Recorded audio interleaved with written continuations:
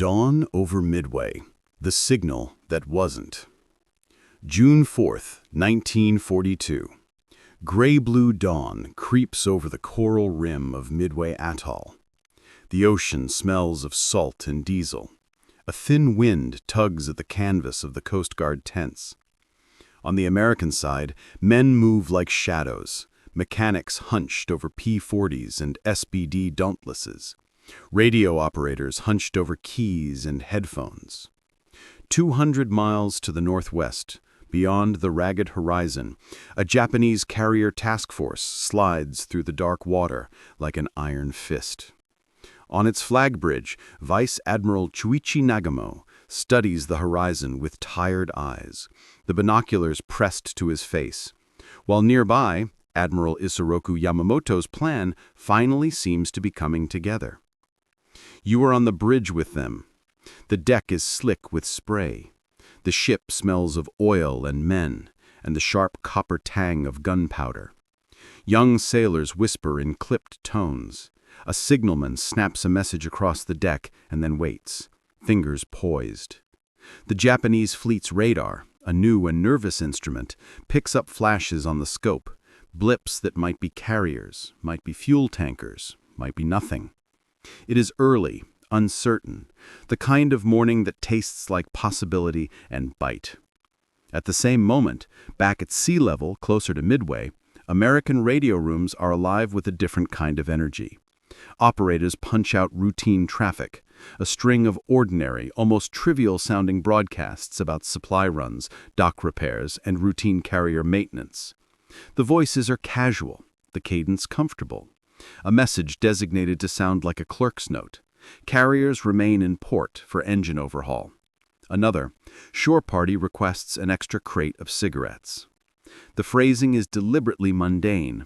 The signals are played with the looseness of men who believe themselves safe in a harbor. For Admiral Nagumo and his captains, the signals arrive as background noise. Except now, that background noise is being filtered through fresh, hungry ears. Intelligence in the Japanese combined fleet is a whole economy of rumor and inference. Every stray transmission is weighed, every assumed silence interpreted. When a decoded American transmission, intercepted, crudely transcribed, hints the U.S. carriers were still docked and immobilized, it is received not as a possibility, but as confirmation. For men who have planned meticulously, confirmation is intoxicating. Nagumo lets himself breathe a fraction easier. The task force is already positioned to strike Midway's airfields. The thought that the enemy's carriers are ashore makes the plan taste of inevitability. Now picture the radar room on one of Nagumo's carriers. Men stand over glowing scopes, watching green sweeps. Outside, in the gray light, lookouts squint into sea glass. Someone notes a series of distant echoes, faint, inconsistent, possibly a formation of patrol aircraft. Orders ripple along the chain of command, launch a first wave to knock out Midway's defenses, and then recover planes and rearm for a second strike. There is a rhythm to these decisions, an almost bureaucratic calm that masks the violence underneath. The decision to delay further sweeping patrols, to rely on the apparent certainty that the American fleet cannot interfere because its carriers lie in port, is one made with that bureaucratic confidence. Sailors do their jobs. Men strap into cockpits. Engines cough to life. On Midway itself, Marine aviators and naval reservists move with a different tempo. The island has been warned. Codebreakers in Washington and Honolulu have sent pieces of knowledge like broken glass, fragments shaped into a picture no one wants, but everyone needs. They have been told to expect an attack. Planes that were thought impossible to see arriving are prepped and pushed into the surf of the sky. The radio operators who send out the staged harbor messages know this. They are not the ones at the end of a bomb run, but their work will touch that moment. In a small, dim radio shack, a petty officer flicks a key, sends a line that sounds like boredom, and watches his transmit lamp wink off. He does not watch the distant carrier decks, but his hands have altered the course of a battle. The first wave of Japanese aircraft rises. Torpedo bombers, dive bombers, Zero fighters, their silhouettes poured against the paling sky. They fly low, precise, hungry. In the carrier islands of the Pacific, fuel is measured in heartbeats. Nagumo's air group is a clockwork machine. Launch, strike, recover, rearm. The deck becomes a stage of furious choreography as pilots and crews push and shove and pray for the next carrier cycle. The Japanese air crews believe their biggest obstacle is the Coral and the Midway defenders, not an unseen American fleet whose presence they have been told to dismiss. And then, small, sudden, almost impossible, blips rearrange themselves on the radar screens. Pilots in the cockpits feel a wind change on their faces and radio static that feels like a warning. From the Japanese perspective, the world was supposed to be a flat certainty. Now it is a ragged list of questions. Somewhere in the chain of command, a clerk's casual-sounding report is reinterpreted with rising disbelief. Did we misread the signals? Could the Americans have carriers at sea after all? The radio rooms that had felt so confident a single hour before now hum with a new tension. This is the moment the deception tightens like a noose.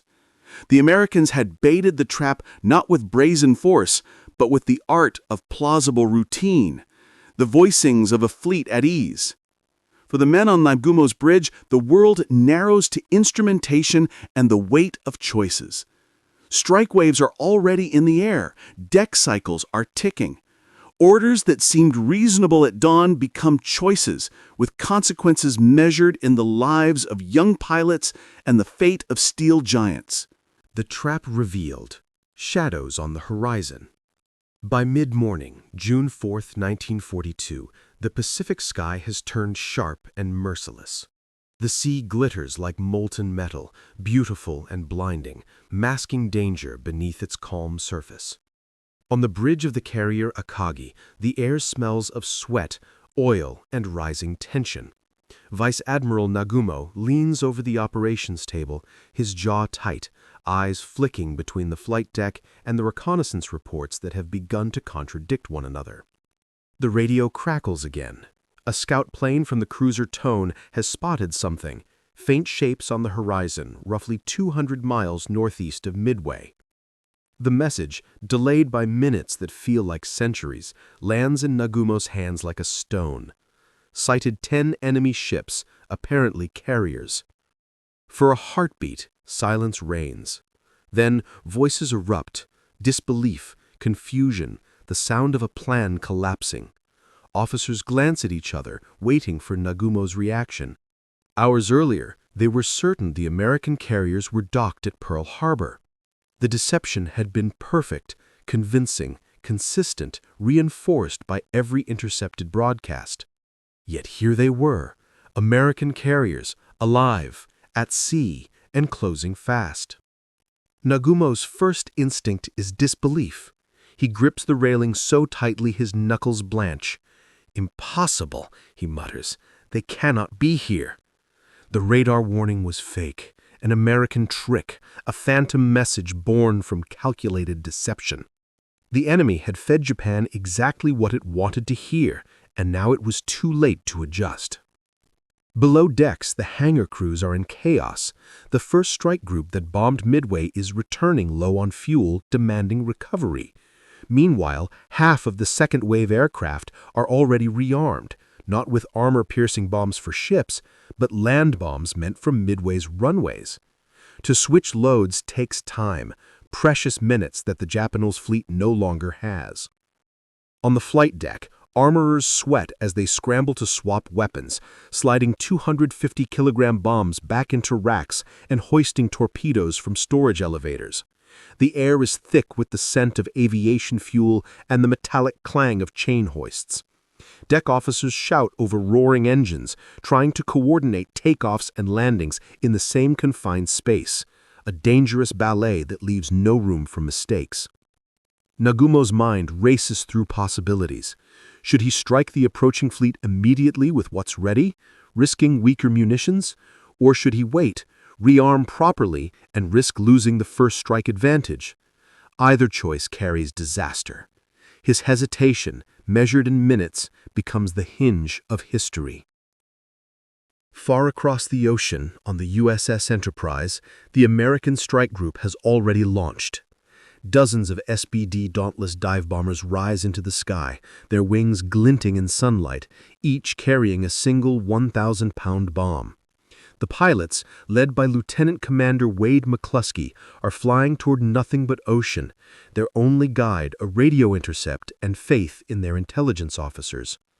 Below them, the waves stretch endlessly, featureless, deceptive in their serenity. Inside the cockpit, McCluskey studies his compass and watches his fuel gauge fall. They've been flying longer than planned. If the enemy isn't where intelligence predicted, they might never make it home. Over the radio, a young pilot's voice crackles with worry. "Sir, should we turn back?" McCluskey doesn't answer immediately. He looks down at the empty sea, then spots a faint white line cutting across the blue. A destroyer's wake. It's moving fast, alone, and pointing northwest. A destroyer running hard means only one thing: a carrier fleet nearby. McCluskey banks his plane hard and signals the formation. Follow that wake. The Dauntlesses wheel through the sky, sunlight flashing off their wings as they climb into formation. Below them, the Japanese carriers are finally sighted. 4 giants, their decks packed with planes, their crews mid-rearm. It is a perfect storm of vulnerability. At that exact moment, Nagumo receives another radar report, dozens of incoming blips. For the first time that morning, the radar warning is real. "Enemy aircraft inbound," a radar operator shouts, voice cracking. Sirens howl across the Japanese decks. Pilots scramble to man their planes. Anti-aircraft gunners swing into position. The air vibrates with panic and adrenaline. Nagumo steps out onto the bridge wing. The horizon ahead is scarred with dark dots growing larger by the second. His fleet is caught between 2 cycles, aircraft half-fueled, half-armed, decks cluttered, fuel hoses uncoiled like serpents. He knows what's about to happen, but he can't stop it. From the high sky, the Dauntlesses dive in. Engines scream. Bomb bay doors yawn open. The calm, shimmering sea erupts in flame. Fire from the sky, the fall of the carriers. June 4, 1942, 10:22 a.m. The Battle of Midway reaches its breaking point. From nearly 20,000 feet, the American dive bombers fall like hawks, sunlight glinting off their canopies. The sky is filled with sound, the shriek of engines, the whistle of wind tearing past metal, the deafening rattle of anti-aircraft fire clawing upward. The Japanese fleet below is alive with chaos. Sailors sprinting across decks slick with spilled fuel, gunners screaming bearings, officers waving signal flags in desperation. On the bridge of Akagi, Admiral Nagumo watches as black dots grow larger, dozens of them, diving straight down through the clouds. For an instant, the sunlight catches the rising spray of tracer fire, turning the air into a glittering web of death. Then, one after another, the Dauntlesses release their bombs. Lieutenant Richard Best's voice is steady in his headset. Target in sight, beginning run. He lines up his sight on the Akagi, a target so large it nearly fills his scope. The ship twists below him, engines roaring, turning hard to port. Best steadies his plane through the buffet of flak. At 1,500 feet, he releases. The bomb drops, spinning end over end, until it disappears into the carrier's forward deck. A blinding flash erupts. The explosion rips through the hangar, where rows of armed aircraft and full fuel tanks ignite instantly. Flames race along the deck. The Akagi's heart becomes a furnace. Black smoke boils skyward, staining the perfect blue.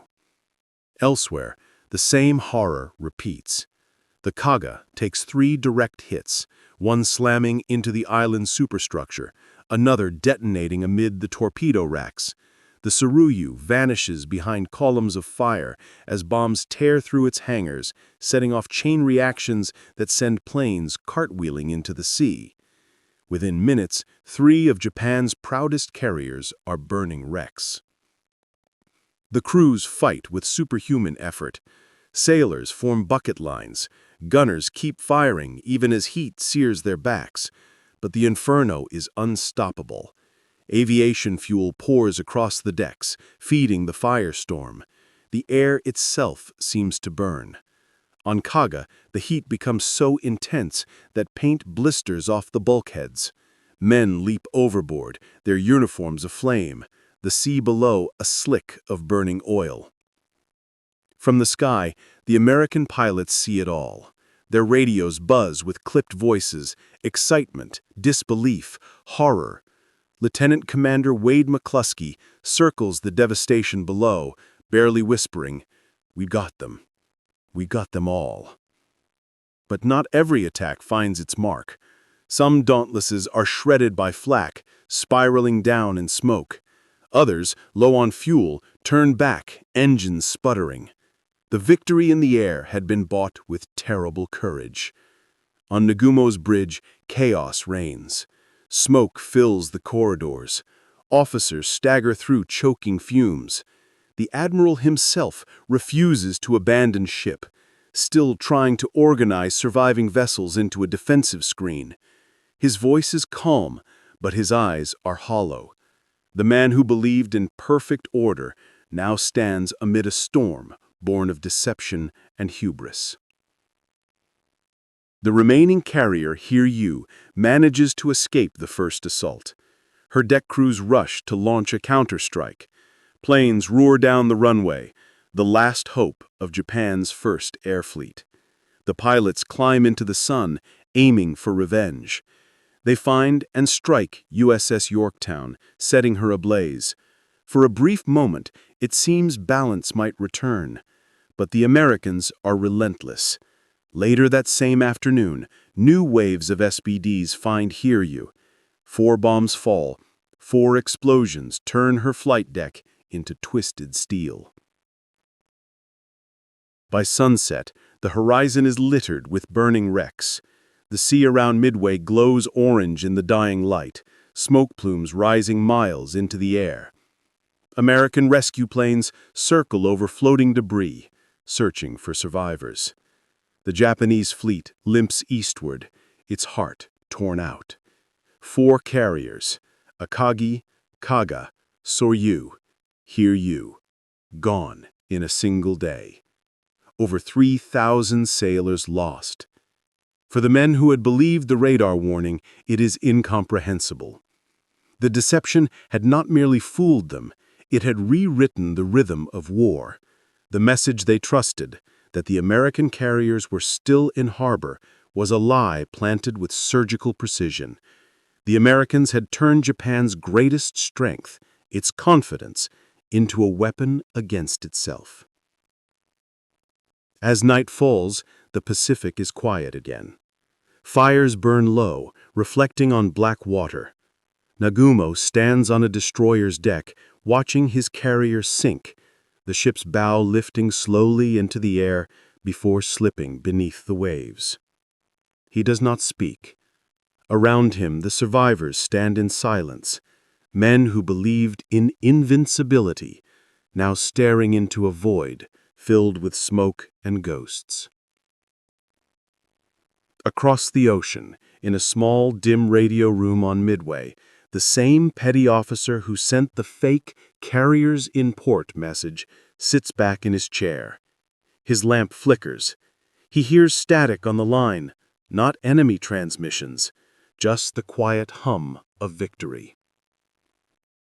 He doesn't know his simple words changed the tide of the Pacific War, but history does. The Japanese admirals never forgot the moment they realized, too late, that the radar warning was fake.